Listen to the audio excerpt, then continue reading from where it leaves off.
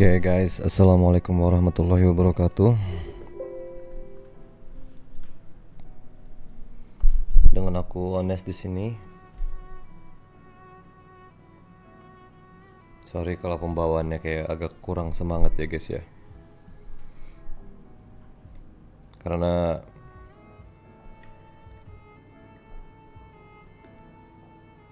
gua baru aja kehilangan orang yang paling gua cintai, ibu gue.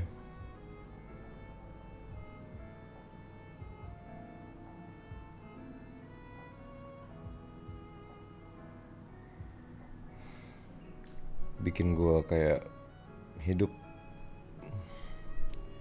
gua nggak sebersemangat kayak gua dulu lagi gitu.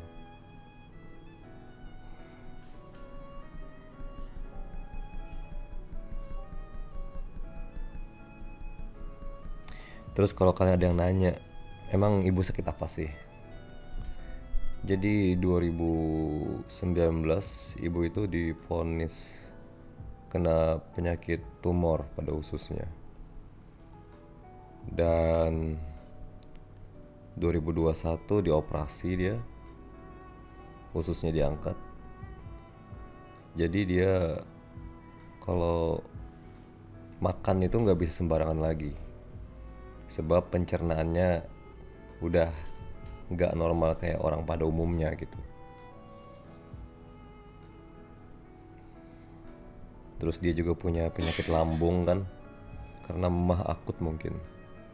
Nah setelah operasi berhasil, alhamdulillah waktu itu operasi berhasil 2021 ya. Yang seharusnya ibu aku tuh harus sering check up sebulan sekali, 2 bulan sekali. Dan makannya pun harus dibatesin. Jadi 3 bulan, 4 bulan pertama kayak sering kan check up dan makan pun teratur. Tapi karena makin kesini kayak udah merasa sehat aja, udah lega-lega aja, bisa kesana kemari sendirian gitu bawa motor kadang-kadang. Jadi udah nggak check up lagi dan makan pun juga bisa makan apa aja yang dia suka gitu. Nah setelah itu pas makannya udah nggak teratur, nggak sesuai anjuran dokter, dia mulai sakit di 2022 tuh. Sakit kayak sakit lambung atau makanannya nggak bisa dicerna gitu oleh lambungnya, sendat di ususnya, nggak bisa dikeluarkan gitu. Masuk rumah sakit, baru mulai check up lagi. Normal, nggak ada apa-apa, hanya kesalahan makan. Kayak 4 hari, 5 hari di rumah sakit keluar, udah mulai sehat lagi, segar lagi. Ya yang namanya ibu-ibu ya, nggak cuma ibu-ibu sih, manusia lah pada umumnya nggak bisa nahan nafsu makannya kan, pengen ini pengen itu. Dia salah makan lagi, masuk rumah sakit. Dan itu berkali-kali dia kayak gitu kan, kayak udah jadi hal biasa gitu. Dia masuk apa namanya, keluar masuk rumah sakit setiap sebulan, ada sekali ada 2 kali gitu. Dalam 1 tahun tuh hampir setiap bulannya ada ke rumah sakit. Jadi karena saking biasanya, ya udah nggak check up lagi juga, nggak ngecek gitu keadaan tumor atau kankernya gitu. Dan 2023 dia makin parah, keadaan dia makin parah, dan dia pun nggak bisa dibikin berpikiran, atau nggak bisa dibikin berpikiran atau dibikin stres apalagi gitu. Yang mana kalau dia stres atau berpikiran atau lagi down mentalnya, pasti lambungnya sakit. Emang sih ini takdir guys, cuman gue kadang nyalahin diri gue sendiri juga. Kenapa pas ibu lagi rentan sakit kayak gitu, gue masih sempetnya mikirin karir. Fuck lah karir ini. yang seharusnya gue di rumah bantu adek gue gitu, atau bantu ibu gue buat check up ke rumah sakit gitu, pas ayah gue lagi kecapean gitu. Kenapa gue malah berpikir keluar kota buat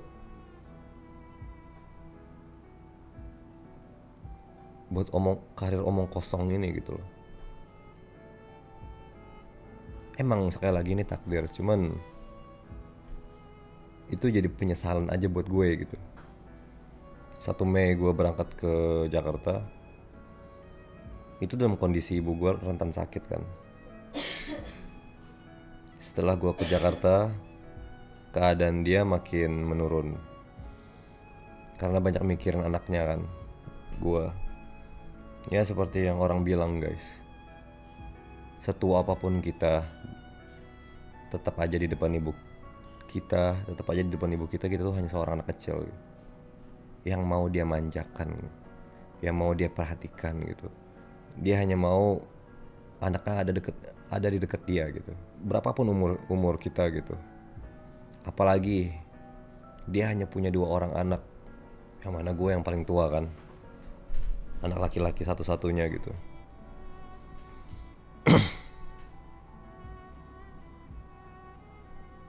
Gue ke Jakarta, sebulan pertama dia sakit, mikirin gue sampai dia lupa minum. Jadi dehidrasi dia tuh bikin tangan dia tuh nggak bisa gerak, kayak kaku gitu. Dan dia video call gue saat itu kan.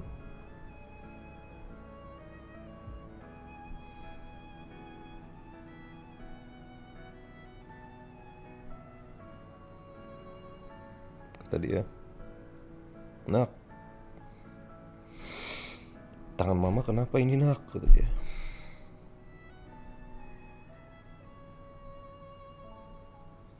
Dan bodohnya gue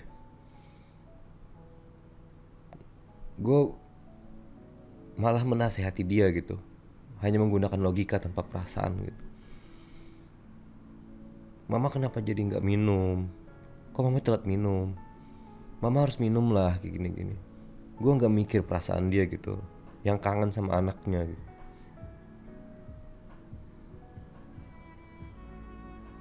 Yang di kepala gue tuh cuma ngedit konten, fuck lah.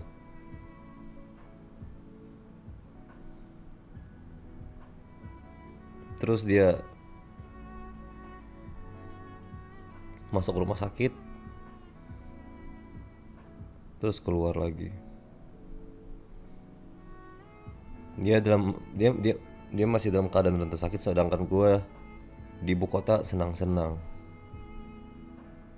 Sedangkan dia di kampung halaman mikirin gue gitu.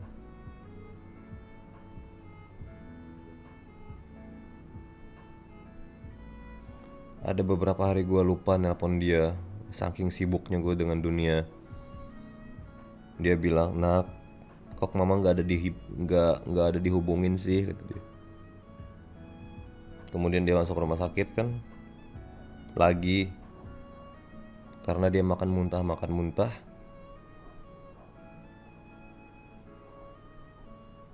Dia nggak bisa makan, nggak bisa minum. Setiap kali dia makan atau minum dia pasti muntah. Dibawalah ke rumah sakit lagi. Itu dalam keadaan atau kondisi yang gimana ya, gue nggak bisa ngejelasin. Pokoknya dia kesakitan, intinya kesakitan perut, di bagian perut dia. Ya seperti yang gue bilang kan, kalau orang ada penyakit lambung itu nggak bisa dibikin stres atau berpikiran gitu. Dan gue yang bikin penyakit dia tambah parah. Gue jujur aja sampai sekarang gue nggak bisa memaafkan diri gue sih. Sekali lagi nih, emang takdir, cuman penyebabnya gue gitu, yang bikin dia berpikiran gitu. Dia pernah nggak bisa tidur gara-gara gue gitu. Orang tua mana aja guys, apalagi ibu, sedewasa-dewasanya kita tetap dia di mata mereka tuh hanya anak kecil gitu yang mau dia sayang. Seminggu dia di rumah sakit, baru gua pulang.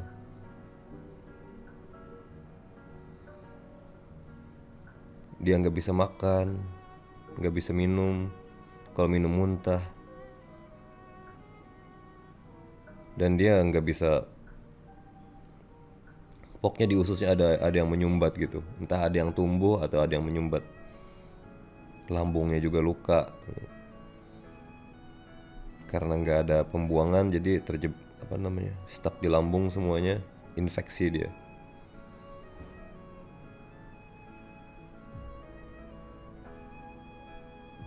Terus pindah rumah sakit.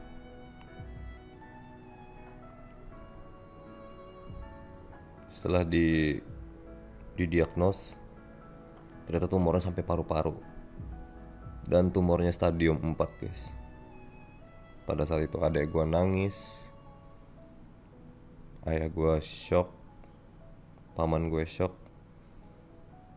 Tapi gue berusaha menahan nangis aja di depan dia. Gue nggak pengen dia ngedown gitu. Gue nangisnya di luar. Selalu gue nangisnya di luar. Gue mau di depan dia.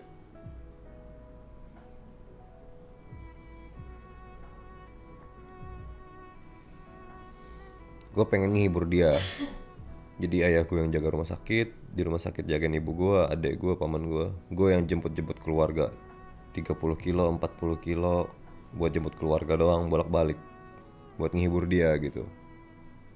Setelah keluarga baru tetangga-tetangga dia atau grup majelis dia, bolak-balik gue jemput semuanya. Sama temen-temennya adik gue, anak-anak pesantren juga kan.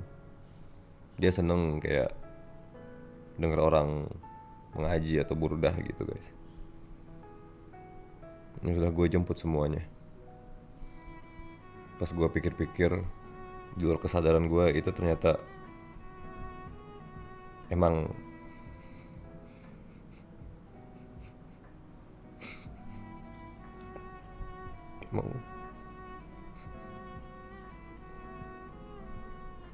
saat-saat terakhir dia gitu. Papa gue pernah bilang, kamu ngapain jemput-jemput teman-teman dia? Nggak enak nanti kalau orang tuh lagi sibuk, pengen sibuk tapi gak enak nolak demi mamah kamu. Terus aku bilang, aku khawatir aja mbak, kalau dia nggak sempat lihat teman-temannya, kalau ini emang saat-saat terakhirnya dia gitu.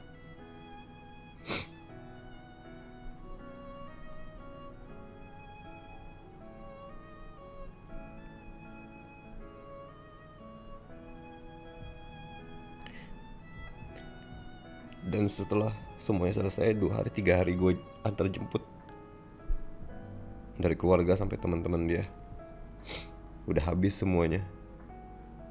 Keesokan harinya, itulah hari terakhir dia.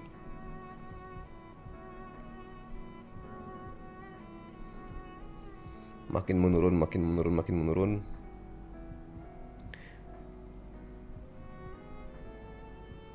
Dan jam 2 malam, gue menyaksikan sendiri dia pergi, guys. Dan mulai hari itu gue gak ada berhenti-berhentinya lain diri gue. Kenapa gue ke Jakarta gitu, ninggalin dia? Gue hanya mentingin diri sendiri.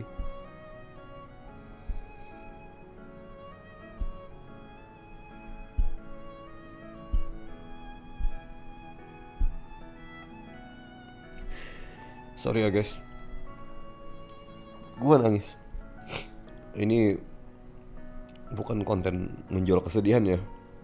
Gue cuma pengen cerita aja gitu, yang bikin gue udah gak semangat lagi gitu. Dan buat kalian yang pengen tahu kan, ibu sakit apa,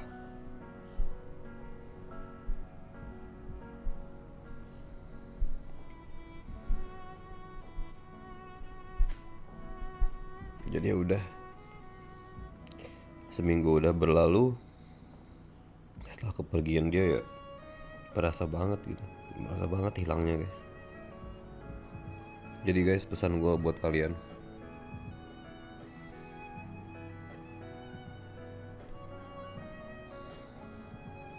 lebih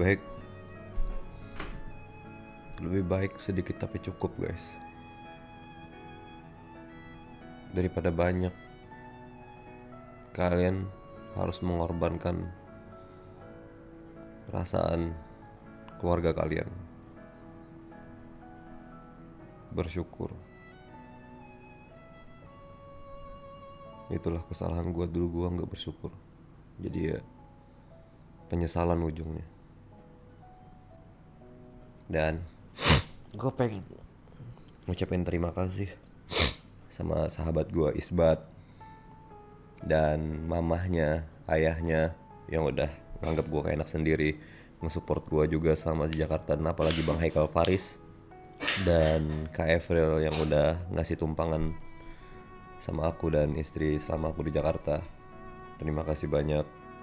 Dan Om Dayat yang udah support channel aku juga dengan ngasih pinjem motor, dan teman-teman grup WA Bapak-bapak, Om Dayat, Om Gumelar, Om Erik, Om Edi, Om Nur, Om Iwan, Om Rizwan, Om Diki, Om Jack, Alfi Kodok Buncit, Om Syawal, Gifar, Om Kris. Alhamdulillah kemarin waktu di Jakarta juga bapak-bapak ini support banget sama aku teman-teman. Terus aku juga mau berterima kasih sama Icepad yang udah bantu aku ngirim helm dari sana ke Martapura, tempat aku tinggal kan. Icepad atau si Padli. Akang MV juga terima kasih yang udah mau bantu aku dalam berkonten. Aminizar, Bloriski, Jody Motovlog, Haral, Wira, Gus Ali. Terima kasih juga untuk Dendim yang udah ngundang ke studionya buat bikin konten bareng juga. Om Rainer, Rider Spot yang udah mempercayakan aku untuk bersama Yellowcorn. Terima kasih. Dan teman-teman fotografer atau videografer lainnya. Dan untuk teman-teman atau adik-adik yang udah nungguin aku di Sensi, maaf. Aku sekarang udah gak di Jakarta lagi. Aku sekarang udah di Kalimantan lagi bersama keluarga aku. Dan ya aku gak mau ninggalin keluarga aku lagi gitu. Kalau untuk kerja doang sehari 2 hari ya itu kalau juga ada ya. Kalau ada panggilan brand atau apa gitu, keluar kota oke, nggak apa-apa, itu masih bisa. Cuman kalau untuk merantau enggak. Seperti yang aku bilang, lebih baik bersyukur daripada kemudian gue nggak mampu untuk memikul dampaknya. Terus untuk konten ya motovlog tetap jalan, bedanya hanya beda kota aja. Mungkin kalau di Kalimantan gue insya Allah bakal sering touring, ditemenin Aji mungkin. Aji yang support banget sih. Terima kasih banget sahabat gue yang namanya Ridwan Aji, Indi, yang selalu support gue juga dari jauh ketika gue di Jakarta.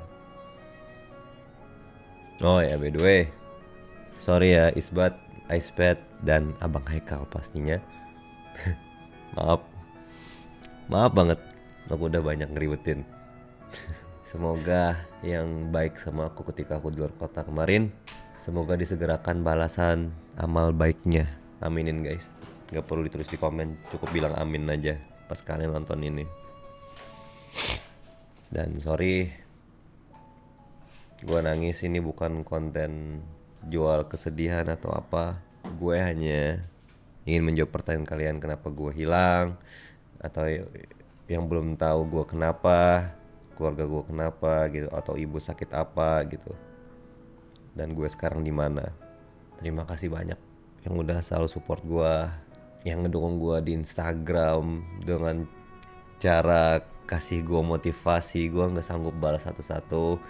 Terus juga di komentar YouTube gitu nge-support gue. Mudahan amal baik kalian, sesedikit apapun amal baik kalian kepada aku, mudahan kalian dibalasnya dengan kebaikan yang berlipat ganda. Amin. Oke teman-teman, kalau kalian ada saran mau konten apa ke depannya seputar motor, komen di bawah. Dan reaction mungkin akan jarang lagi, tapi di channel Honest XD, channel sebelah.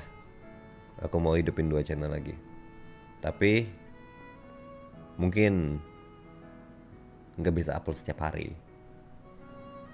Mungkin ada jeda, nggak upload sehari atau 2 hari gitu buat ngerjain video-videonya. Oke. Dan ingat pesan aku, walaupun sedikit tapi cukup itu lebih baik daripada banyak kalian harus mengorbankan perasaan salah satu keluarga kalian, apalagi ibu, berada di dekat dia aja. Apalagi kalian gak punya banyak saudara. Oke, fine kalau kalian punya saudara 20, 12, 11, mereka banyak di samping ibu kalian, terus kalian yang merantau, it's okay karena masih banyak yang nemenin. Tapi kalau sedikit, mending sama ibu aja. Apalagi kalau ibu kalian rentan sakit. Oke. Semoga keluarga kalian sehat-sehat semuanya, panjang umur kalian sekeluarga, disehatkan badan, jasmani dan rohani, dan banyak rezeki uang yang berkah. Jangan main judi online. Nggak usah pinjol, nggak usah pay later. Oke, sampai jumpa di konten selanjutnya. Aku Honest. Assalamualaikum warahmatullahi wabarakatuh.